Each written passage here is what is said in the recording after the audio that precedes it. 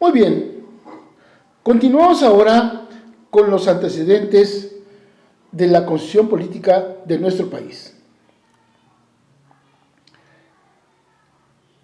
En México, la primera norma suprema se promulga en 1824 por el primer Congreso Constituyente.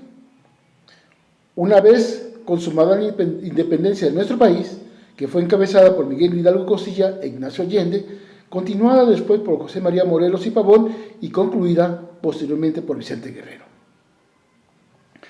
En ella se postula la soberanía nacional, se establece una república representativa, popular y federal, así como un sistema presidencialista, el poder legislativo compuesto por 2 cámaras y el judicial por una Corte Suprema de Justicia.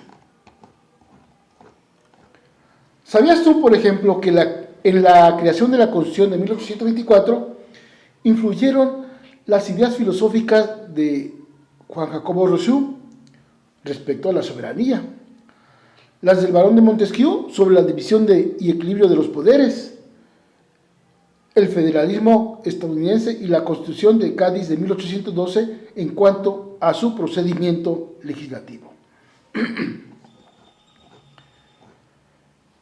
Para esto es necesario recordar que Rousseau nació en Ginebra, Suiza, el 28 de junio de 1712 y murió en Ermenonville, Francia, el 2 de julio de 1778.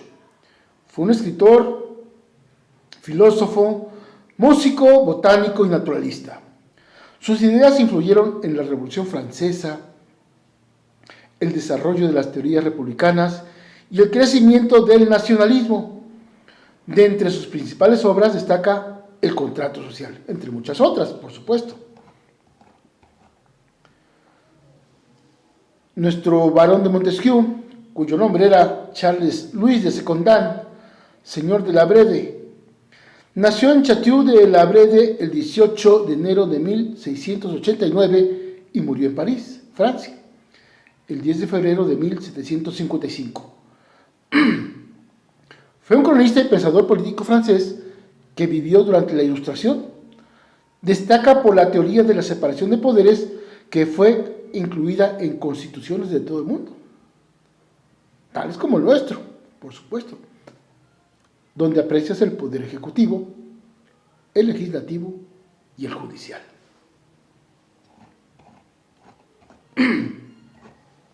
Nuestra Constitución segunda, o nuestra segunda Constitución más bien, deriva de la Guerra de Reforma, cuya declaración fue de 3 años, que culmina con la victoria del grupo liberal liderado por Benito Juárez.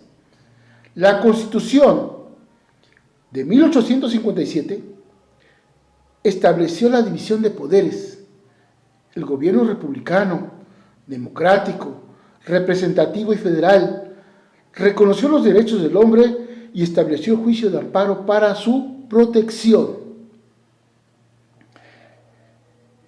Esta Constitución se encontraba vigente cuando se luchó contra la invasión francesa y el Segundo Imperio Mexicano de Maximiliano de Habsburgo.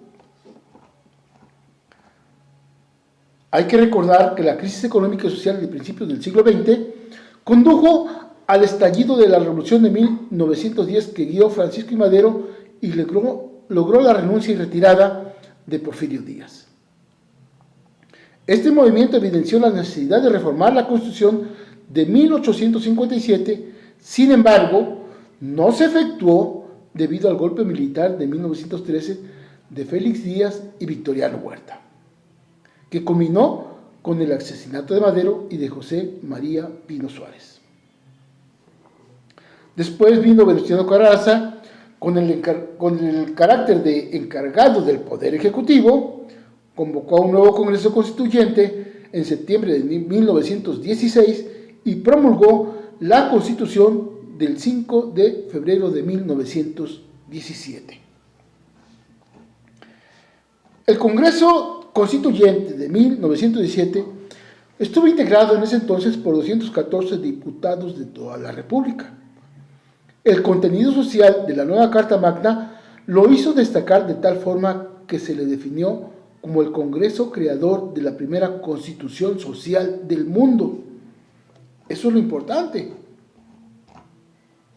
Veamos entonces estos antecedentes para llegar precisamente a lo que es la actual Constitución política de nuestro país que hoy nos rige.